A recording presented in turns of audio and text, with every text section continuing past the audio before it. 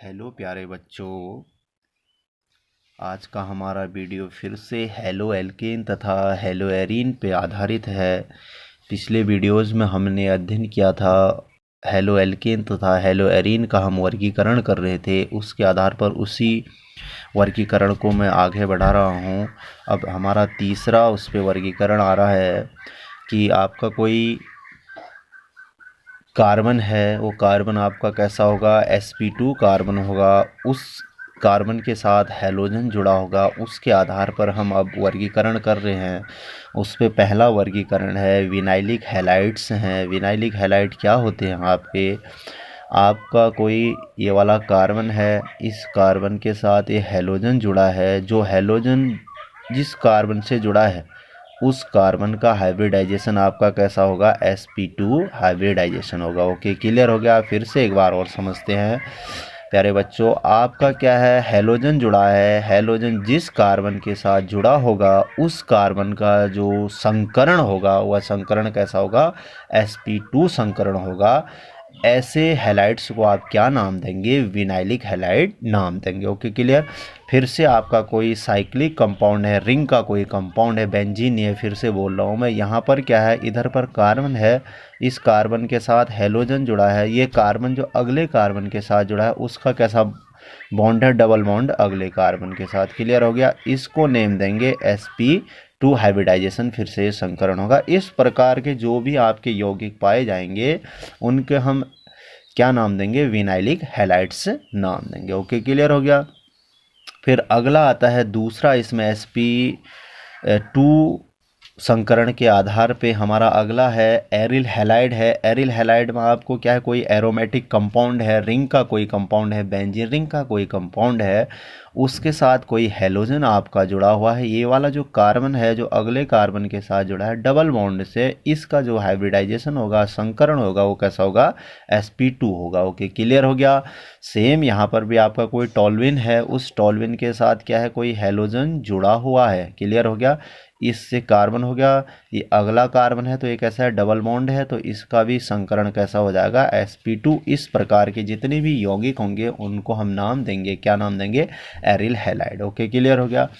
अब हम आगे बढ़ते हैं बच्चों, किस प्रकार से हम इसका नामकरण करेंगे। तो हमारा नाम पद्धति है। नाम पद्धति में IUPAC नियम जानने से पहले हम कुछ सामान्य नामों को जानने की कोशिश करेंगे। बहुत सारे बच्चों को दिक्कत होती है कि क्या आइसो है, क्या नियो है, क्या सेकेंडरी है, क्या टर्सरी है, हैलाइड्स होते हैं, तो इनको पहचानने में दिक्कत होती है। मैंने एक छोटा सा प्रयास किया इस वीडियो के माध्यम से कि आप लोग इन सब कॉन्सेप्ट को अच्छे से समझ पाएँ। ठीक है। एन होता है जब आपकी कोई सामान्य कार्बन श्रृंखला होती है, सामान्य कार्बन चेन होती है, सीधे से कार्बन चेन होगी, तो उसके लिए हम एन से उसके जो आगे हम लगाएंगे एन लगाएंगे। ठीक हो गया, क्लियर हो गया। जैसे CH3 CH2 CH2 Br है, तो एक सामान्य कार्बन चेन है, यहाँ पर हमने लिखा एन लिखा। एन एक नॉर्मल कार्बन चेन के लिए होता है।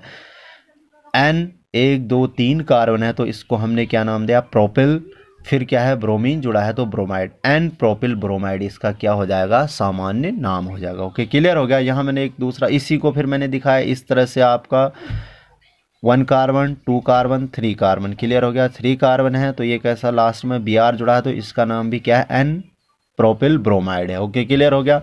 नेक्स्ट है 1 carbon 2 carbon 3 carbon 4 carbon 5 carbon. Clear. 5 carbon means pentyl हो गया, तो इसको एन पेंटिल, लास्ट में क्या जुड़ा है, क्लोराइड जुड़ा है। मीन्स इसका स्ट्रक्चर अगर मैं बनाऊँ CH3 CH2 CH2 CH2 1 2 3 4 CH2 and Cl। Okay, clear हो गया। एन पेंटिल क्लोराइड इसका नेम हो गया। ये तो बहुत साधारण सा। अगर मैं इसी में आगे बढ़ाऊँ, आइसो के केस में अगर हम अध्ययन करेंगे, आइसो मीन्स होता है समान। ओके, क्लियर हो गया। जब आपका केंद्र में कोई कार्बन है, उस कार्बन परमाणु के दोनों ओर, उस कार्बन परमाणु के दोनों ओर, क्लियर हो गया, दोनों ओर क्या है, समान एल्काइल समूह हो, समान एल्काइल समूह होंगे तो इसको हम क्या नाम देंगे, आइसो नाम देंगे। क्लियर हो गया। आपका सेंट्रल का कार्बन है, इसके इधर भी क्या है, CH3 है, कोई मैथिल ग्रुप है, इधर भी CH3 मैथिल ग्रुप है, तो ये कैसा हो गया आपका आइसो हो गया। क्लियर हो गया। अब इसका नामकरण करने में पहले हम आइसो लिखेंगे, फिर कार्बन को गिनेंगे, 1 2 3 कार्बन है तो प्रोपिल हो गया, और क्या है इसके साथ हेलोजन जुड़ा है तो हैलाइड, आइसोप्रोपिल हैलाइड। क्लियर हो गया। अगर यहाँ पर क्लोरीन ब्रोमीन जुड़ा होता है तो आइसोप्रोपिल क्लोराइड, आइसोप्रोपिल ब्रोमाइड, इसको हम नाम देते हैं। Okay clear. नेक्स्ट आपका यौगिक है, फिर से कार्बन है, कार्बन के दोनों तरफ इधर भी सेम क्या है ग्रुप है, CH3 फिर अगला कार्बन जुड़ा हुआ है। क्लियर हो गया। फिर उससे क्लोरीन जुड़ा है तो इसको नेम देंगे सेम ग्रुप के आधार पे, आइसो हो गया। 1 2 3 4 कार्बन है तो इसको ब्यूटिल हमने नेम दिया, फिर क्लोरीन जुड़ा है तो क्लोराइड, आइसो ब्यूटिल क्लोराइड इसका क्या हो जाएगा, सामान्य नाम हो जाएगा। ओके क्लियर हो गया। ठीक है। अगर इसी के साथ अगर मैं इसी को आगे बढ़ाऊँ, इस कंपाउंड को, इसको छोड़ दे, जैसे इधर फिर से CH2 जुड़ा होता, फिर I जुड़ा होता माना। क्लियर हो गया। तो इसको 1 2 3 4 5 हो जाते, 5 कार्बन हो गए तो आइसो पेंटिल क्लोराइड या आयोडाइड उसका नेम हो जाएगा। Okay clear. नियो के केस में क्या होता है, नियो थोड़ा सा आपके लिए डिफरेंट है। यहाँ पर जब कोई एक केंद्र में कार्बन परमाणु होता है, वह कार्बन अन्य 4 कार्बन के साथ क्या होता है, जुड़ा होता है परमाणु के साथ, तो उन चारों में से 1 2 3 4 इन चारों में से 3 कार्बन परमाणु का समूह कैसा होता है, समान होता है। CH3 का क्या है, समान है। मुख्य रूप से अगर ऐसा ग्रुप जब होगा तो कैसा होगा, मैथिल ग्रुप होगा। क्लियर हो गया। फिर से बोल रहा हूँ मैं, नियो के केस में होता है कोई केंद्र का कार्बन है, वह कार्बन 4 अन्य कार्बन के साथ जुड़ा रहता है, उन 4 अन्य कार्बनों में से 3 क्या होंगे, समान ग्रुप के होंगे, मुख्यतः वो कैसे होंगे, मैथिल ग्रुप के होंगे। क्लियर हो गया। अन्य चौथा जो होगा वो अलग होगा।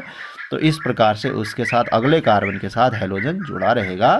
तो इसका नामकरण करने में सबसे पहले आप क्या लिखेंगे, नियो लिखोगे, फिर आप कार्बन की संख्या को गिनोगे 1 2 3 4 5 तो पेंटिल क्लोराइड हो जाएगा। क्लियर हो गया। Neo pentyl chloride. फिर अगला आता है 1 2 3 सेम ग्रुप है बच्चों। अगला CH2 फिर Br जुड़ा है, नियो। क्लियर हो गया। नियो हो गया। फिर से 6 कार्बन है तो हेक्सिल, और लास्ट में क्या जुड़ा है, जो हैलाइड है वो क्या है, ब्रोमाइड है, नियो हेक्सिल ब्रोमाइड इसका नेम हो जाएगा। ओके क्लियर हो गया। अगला मैंने नामकरण किया है, क्या है, सेकेंडरी कार्बन है, 2 डिग्री कार्बन है तो इसको डिनोटेट करते हैं, दिखाने का जो तरीका है SEC, सेकेंडरी को SEC से हमने दिखाया है। जब 2 एल्काइल समूह के जब 2 एल्काइल समूह हैं, यहाँ पे दिख रहे हैं आपको, इनके केंद्र में कोई कार्बन है, उस कार्बन से कोई क्रियात्मक समूह जुड़ा होता है, उस कार्बन के साथ कोई क्रियात्मक समूह जुड़ा होता है तो इसको हम सेकेंडरी कार्बन कहेंगे। सीधी सी बात है, सेंट्रल का कार्बन अगर 2 अन्य कार्बन के साथ जुड़ा होगा तो इस कार्बन का जो नाम होगा उसको हम 2 डिग्री या सेकेंडरी कार्बन कहेंगे। ओके क्लियर हो गया। ठीक है। अब इस पे आधार पे हम एक आध सामान्य नाम जानते हैं यौगिकों के। कार्बन, अब वो ग्रुप समान भी हो सकते हैं और डिफरेंट भी, अलग भी हो सकते हैं। क्लियर हो गया। CH3 अगला है, यहाँ पर मेथिल है, फिर एथिल ग्रुप जुड़ा हुआ है, उसके साथ हाइड्रोजन, फिर ब्रोमीन। तो इसके आगे सबसे पहले हम क्या लगाएंगे, सेक लगाएंगे। उसके बाद 1 2 3 4 कार्बन है तो उसको ब्यूटिल नेम देंगे। लास्ट में क्या जुड़ा है, हैलाइड आपका ब्रोमाइड। तो सेकेंडरी ब्यूटिल ब्रोमाइड इसका क्या हो जाएगा, सामान्य नाम हो जाएगा। ओके क्लियर हो गया। अगला आपका यौगिक है CH3 हर कार्बन है सेंटर पे, फिर उस कार्बन के साथ श्रृंखला के रूप में CH3 जुड़ा हुआ है, फिर से उसके साथ H हो गया, फिर क्लोरीन हो गया। तो अब आप इसका नामकरण करेंगे। सबसे पहले क्या लिखेंगे, सेक लिखेंगे या सेकेंडरी लिख देता हूँ मैं ऐसे, सेकेंडरी। 1 2 3 4 5 6 हैं तो आप इसके लिए क्या लिखेंगे, हेक्सिल। फिर उसके साथ लास्ट में क्या जुड़ा है, क्लोराइड जुड़ा है। क्लियर हो गया। थोड़ा सा ये आपको नामकरण, ठीक है, आप प्रयास करेंगे। और आगे एक छोटा सा पॉइंट है, इसको मैं नोट दे देता हूँ आपके लिए। इसको अगर हम अध्ययन करेंगे तो जो आपके प्रोफाइल होते हैं या प्रोपिल के केस में क्या होता है, आइसो और सेकेंडरी समान होते हैं। आइसो और सेकेंडरी क्या होते हैं, समान होते हैं। देखो आपने यहाँ पर भी देखा CH3 यहाँ पर भी CH3 फिर से हाइड्रोजन, फिर से एक हेलोजन जुड़ा हुआ, तो सेम केस है, तो इसलिए इन दोनों के केस में क्या होता है, समान होता है, इसका सामान्य नाम। ओके, थैंक यू बच्चों।